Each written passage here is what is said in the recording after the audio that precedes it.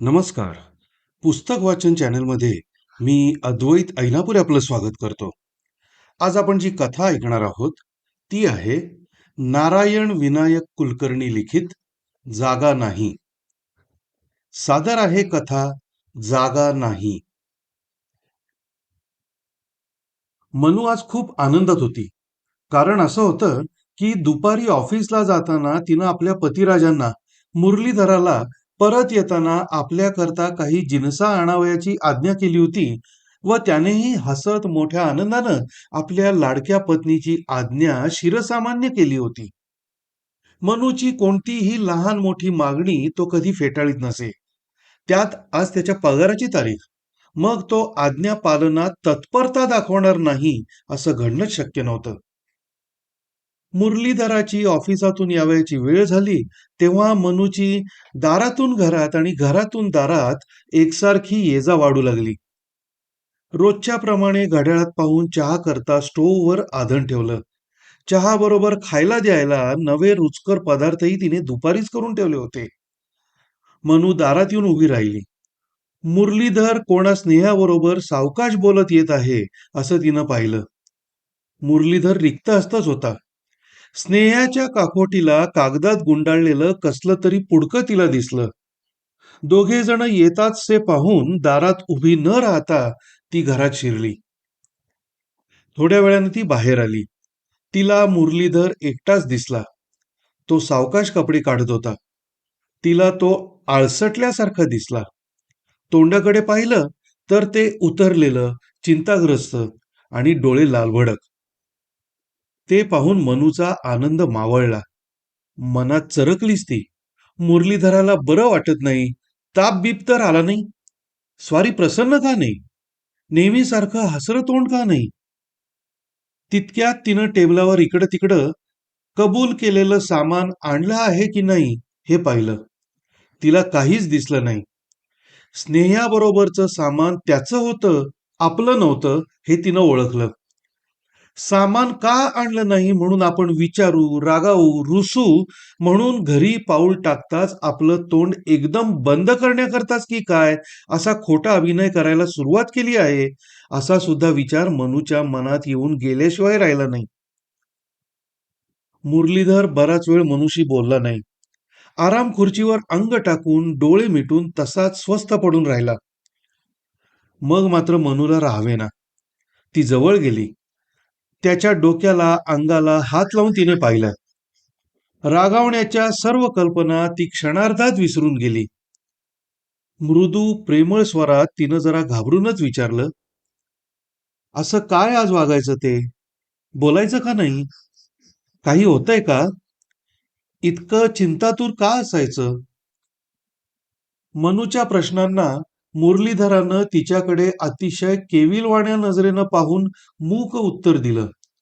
तिला काहीच समजेना. ती जास्तच घाबरली. तिच्या डोळ्यातून टचकन पाणी आलं. ते पाहताच मुरलीधराला वाईट वाटलं. तो म्हणाला, मनू हे काय? माझ्या शरीर प्रकृतीला काही एक झालेलं नाही. तू का डोळ्यात पाणी आणतेस? पुस ते डोळे अगोदर बघू. तेवढ्यानंच मनूला हायसं झालं. जास्त चौकशी करण्यापूर्वी आत तयार झालेला चहा आणि त्याबरोबर फराळाचं आणावयाला ती आत गेली. ती दोघांकरताही चहा फराळाचं बाहेरच घेऊन आली. मुरलीधराला आज चहा किंवा फराळाचं घ्यावयाची इच्छा होईना. तो जरा वेळ स्वस्थच राहिला. पण आपण घेतल्याशिवाय मनू घेणार नाही हे ओळखून नाईलाजानं "हं, घे तू" म्हणत चहा फराळाचं पुढं घेतलं. मनूला स्वस्थ बसवेना. चहा घेत असताना फिरून तिनं त्याला विचारलंच, होय, काय झालंय असं? गप्प का असायचं? सुस्कारे का सोडायचे? ऑफिसात कोणाशी भांडण का झालं? वरिष्ठ साहेब काही टाकून उगीच अधिकाराच्या जोरावर बोलला की काय? मनू, ऑफिसात कुणाशी माझं भांडणही झालं नाही आणि मनूला सांगितल्याशिवाय गत्यंतरच नाही या जाणीवेनं मुरलीधर जड शब्दात तिला सांगू लागला, वरिष्ठही मला काही बोलला नाही, पण पुन्हा तो अडखळलाच. पण काय? मनू, ऑफिसातली माझी नोकरी संपली, गेली. म्हणजे आश्चर्यचकित होऊन घाबऱ्या आवाजात तिनं एकाच शब्दात विचारलं, रिट्रेंचमेंट मध्ये ऑफिसनं मला कमी केलंय. मुरलीधरानं शून्य दृष्टीनं कुठेतरी पाहत खरी हकीकत कशी तरी सांगून टाकली. तो हताश झाला. ती हतबुद्ध झाली. रिट्रेंचमेंट त्यापुढं त्याचा किंवा तिचा काहीच उपाय चालण्यासारखा नव्हता. कठीण प्रसंगात पुरुष धीर सोडतात, पण त्याच वेळी मनाचा खंबीरपणा राखण्याची कला स्त्रियांना चांगलीच अवगत असते. मुरलीधराची नोकरी गेली असं ऐकलं त्या क्षणी मनू थोडीशी गांगरून गेली हे खरं, पण लगेच तिनं आपलं मन सावरलं. तिनंच मुरलीधराला धीराचे शब्द सांगण्याला सुरुवात केली. निरनिराळे मार्ग सुचवले, प्रोत्साहन दिलं. ही एक नोकरी गेली तर गेली, दुसऱ्या कुठेही नोकरी मिळेल. कुठेतरी 6 तास नोकरीच करायची, मग त्याच ऑफिसातल्या नोकरीला काय माणिक मोती लागलीयेत म्हणून ती गेली याकरता खंत करावयाची. शरीर थकलेलं नाही, म्हातारपण आलेलं नाही, मिळवलेल्या ज्ञानाची माती झाली आहे असंही काही नाही, तेव्हा दुसरी नोकरी मिळायला पंचाईत का पडेल, असं म्हणून मुरलीधराला सांगायला कमी केलं नाही. आणि नोकरी मिळालीच नाही तर? नाही मिळाली तर करूच नाही कोणाची नोकरी. आणि मग काय करावं? संसार कसा करायचा? जगायचं कसं? नोकरी करता येईल असलंच ज्ञान मिळालंय काय? मिळालेल्या अनेक प्रकारच्या ज्ञानाचा उपयोग दुसऱ्या कोणत्याही प्रकारानं करून त्यावर संसार चालवताच येणार नाही का? म्हणून मुरलीधराला निरुत्तर केलं. माझी चांगली नोकरी पाहून आईवडिलांनी माझ्याशी तुझं लग्न लावून दिलं. पण मी काही आपल्या नोकरीवरच भाळले नव्हते. स्त्रिया काय पुरुषांची नोकरीच तेवढी पाहतात? मुरलीधर पुन्हा गप्प बसला. नोकरी गेल्यावर तुला सुखात ठेवता येणार नाही याबद्दल मुरलीधर पुन्हा बोलू लागला. त्याला तिनं मध्येच थांबून म्हटलं, मुळीच वाईट वाटून घेऊ नये. आम्ही स्त्रिया केवळ पैशात मिळणाऱ्या सुखावरच दृष्टी ठेवून वागतो असं मुळीच समजू नये. श्रीमंती आली तर त्यावेळी कसं वागावं हे जसं आम्हाला समजतं, तसंच गरिबीत आनंदानं काल कसा कंठावा याचं बाळकडू आम्हाला चांगलंच मिळालेलं असतं. मिळेल त्यात काटकसरीनं कसं राहावं हे आम्हाला कोणी शिकवावं लागत नाही. त्या दिवशीच नव्हे तर त्यानंतर प्रथम काही दिवस मुरलीधर घरी असला म्हणजे पती पत्नीत वरील सारखीच आलटून पालटून तीच तीच बोलणी होत असत. त्यात मुरलीधराला हे नक्की कळून चुकलं की मनू आपल्यापेक्षाही खंबीर मनाची खचित आहे. एरवी एवढ्या तेवढ्यावरून डोळ्यात पाणी आणणारी, क्षुल्लक गोष्टींबद्दल हट्ट धरून बसणारी, तिलाच अशा आपत्काली इतकं अवसान धैर्य आलं कुठून? पुरुषांच्या स्त्रीविषयीच्या कल्पना नेहमीच अशा चुकत असतात. अनुकूलता असून पत्नीच्या सुखसोयीकडे दुर्लक्ष करणाऱ्या पतीला ओळखण्याची व म्हणून त्याच्यावर असंतुष्ट राहण्याची, किंवा अनुकूलता नसूनही पत्नीच्या सुखसोयींकरता धडपडत असून तसे साधत नाही म्हणून त्याकरता मनाला लावून घेणाऱ्या पतीच्या मनाची पारख करून तशाही स्थितीत त्याच्यावर विशुद्ध प्रेम करण्याची उपजत बुद्धी परमेश्वरानं स्त्रियांमध्ये ठेवलेली असते, हा दाखला म्हणून मुरलीधराला वाणीनं तसाच वागण्यानेही पटवला. मुरलीधराने दुसऱ्याच दिवसापासून टाइम्स मधील पाहिजेच सदर लक्षपूर्वक शोधावयास आरंभ केला.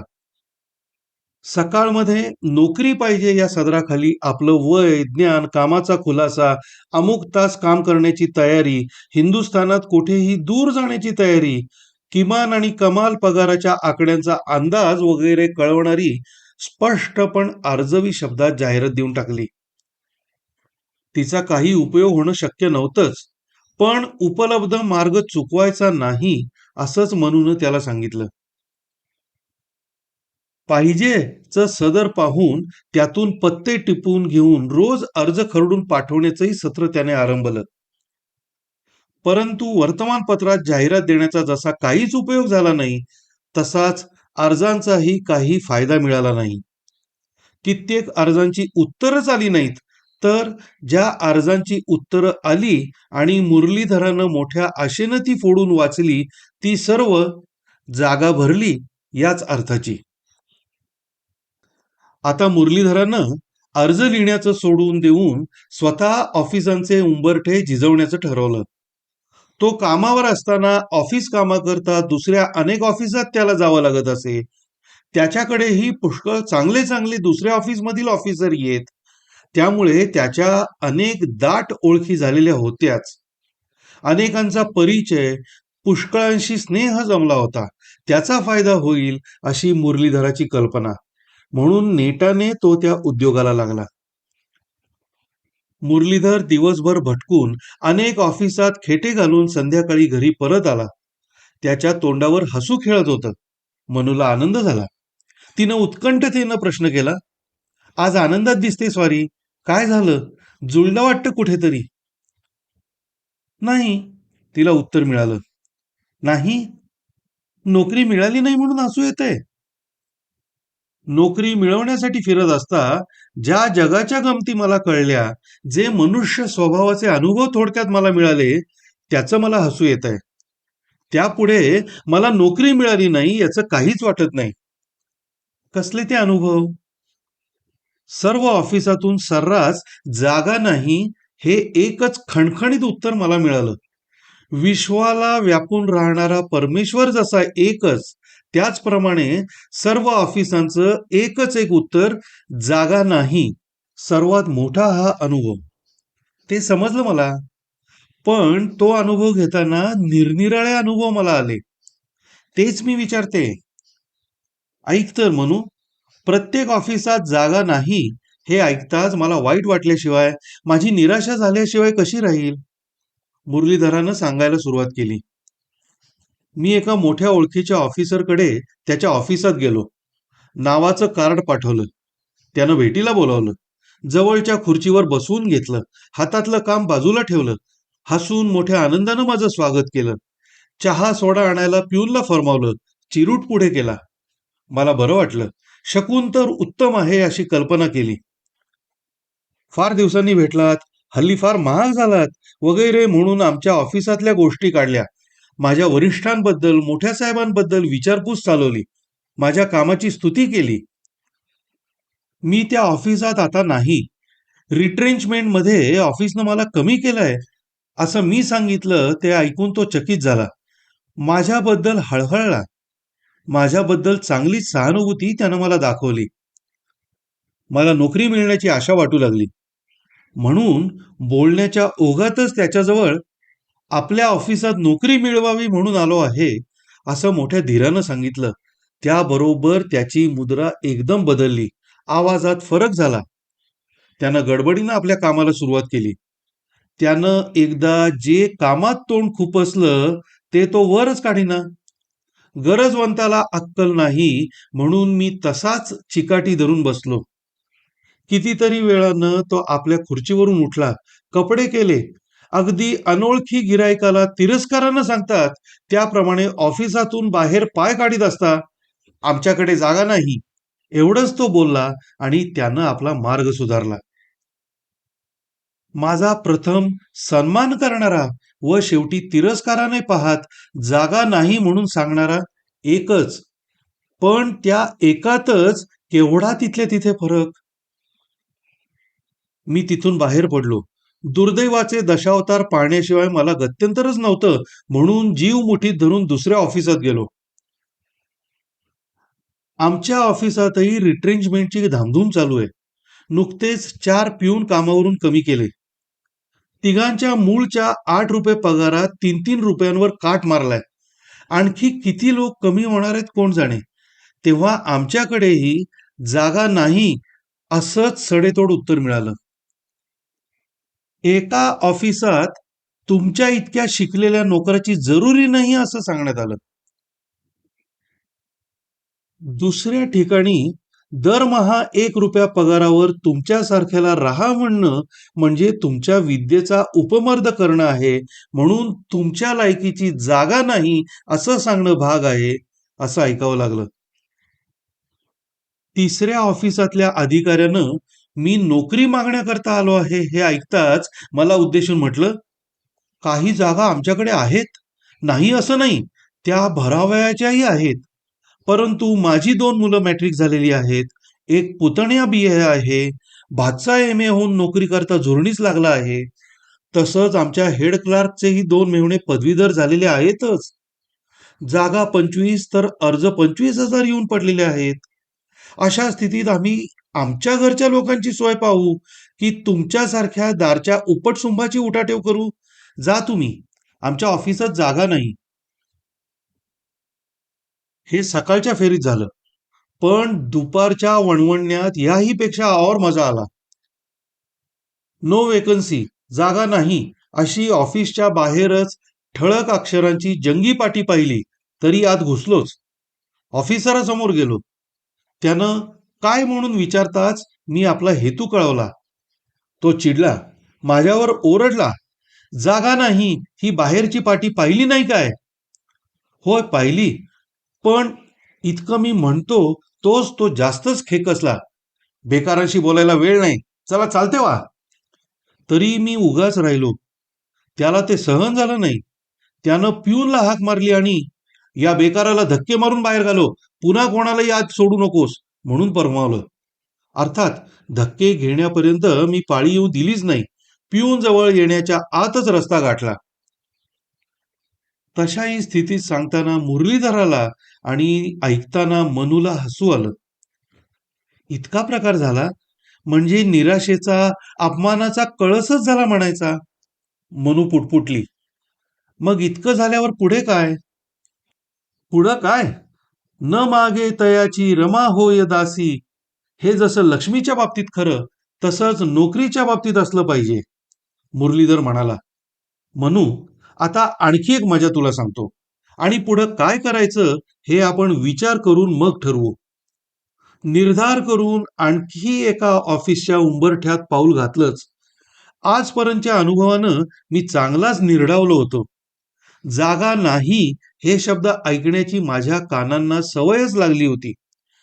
एका गोष्टीची पूर्ती शहानिशा झाल्याशिवाय, एका बाबतीत संपूर्ण निराशा, अगदी अगतिक स्थिती आल्याशिवाय मनुष्याला त्याची आशा सुटत नाही, दुसरा मार्ग पाहण्याची बुद्धी होत नाही, हेच खरं आहे.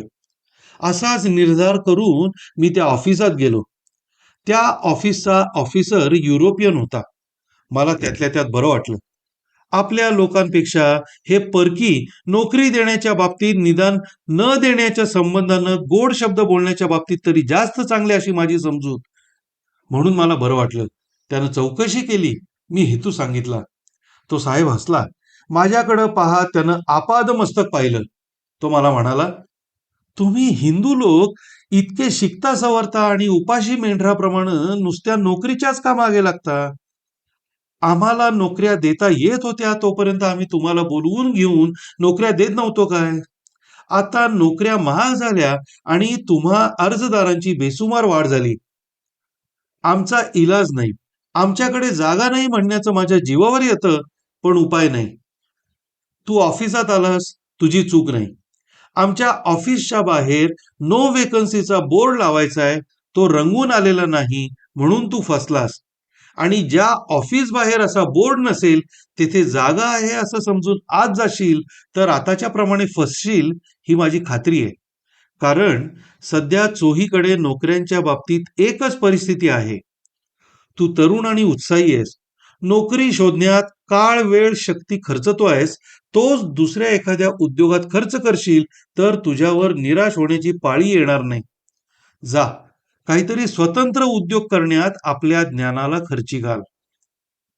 साहेबानं सिगार फुंकीत मला उपदेश केला आणि त्यानं इंग्रजी नमस्कार करत मला जाण्याचा इशारा देत आपलं चित्त कामाकडे वळवलं. मी तेथून निघून हा असा सरळ, त्यानंतर पुढेही न जाता घरी आलो. पण मग आता पुढे? नोकरी मिळत नाही तर ती करूच नये असं तू परवाच म्हणाली होतीस. मग काय करणार? नोकरीच. पण मिळत नाही ना. पण स्वतःची नोकरी स्वतःच करायला काय हरकत आहे? स्वतंत्र उद्योगधंदा म्हणजे स्वतःची नोकरीच नव्हे का? स्वतंत्र उद्योग करणार? तो कोणता? कसा असं विचार. सांगतो. पण तसा उद्योग करायला तुझी सक्रिय मदत पाहिजे. मी दुसऱ्याच्या नोकरीचं कारकुनी ज्ञानच तेवढं शिकलो नाही. नोकरी पेशात शिरून मिळवलेल्या आणखी विद्याकला होत्या, त्यावर गंज चढलाय. त्याला उजाळा देतो. त्याचा उपयोग करीन तर नोकरीपेक्षाही मी त्यात काही जास्त पराक्रम दाखवीन. लक्ष्मीला प्राप्त करून घेईन. खात्री ठेव. मुरलीधरानं आपली कल्पना मनूला नंतर सांगण्याचं कबूल केलं. लग्नाच्या वेळी अंगावर घातलेल्या दागिन्यांपैकी काही वेचक दागिने मनूनं मुरलीधराच्या स्वाधीन करून, बायका प्राण देतील पण अंगावरचे दागिने देणार नाहीत, ह्या म्हणीला काळं फासलं. मुरलीधरानं ते दागिने सराफ कट्ट्यावर नेले. गहाण ठेवून पैसे काढण्यापेक्षा विकून टाकणं श्रेयस्कर असं ठरवून त्याने ते विकले व आपल्या नव्या उद्योगाची मनूचे दागिने विकून व्यवस्था केली. मुरलीधरानं उद्योग आरंभला. उद्योगाकरता एक स्वतंत्र छोटीशी जागा घेतली. तेथे तन मन धन वेचून उद्योगाचा पाठपुरावा केला. रात्रभर बसून निरनिराळ्या आकाराचे नक्षीचे लहान मोठे विक्रीचे जिन्नस तयार करावे व दिवसा त्याचा गठ्ठा करून फेरीला निघावे, दारोदार जावे, विक्री करावी, असा क्रम चालू ठेवला. त्याच्या दीर्घ उद्योगात अल्पावकाशात कल्पनेबाहेर यश व द्रव्यही मिळू लागले. ते इतके की त्यावर त्याचा संसार सुखाने तर चालू लागलाच, पण मनूचे जे दागिने त्याने भांडवलात घातले होते तसेच दागिने, त्याबरोबर आणखी एक दोन नवेही त्यानं 1.5-2 वर्षांच्या आत नवे करून मनूच्या हवाली केले. तिला आनंदित केलं. एक दिवस मनू मुरलीधराचं उद्योग मंदिर व तेथे तो काय करत असतो हे पाहावयास मोठ्या कौतुकानं गेली. तिथं तिला काय दिसलं? नो वेकन्सी, जागा नाहीचे बोर्ड, सर्व तऱ्हेचे. काही तयार, काही अपुरे, काही नवे तयार करत आहे असं तिनं पाहिलं आणि ती हसली. तिच्याकडे पाहून तोही मनापासून हसला.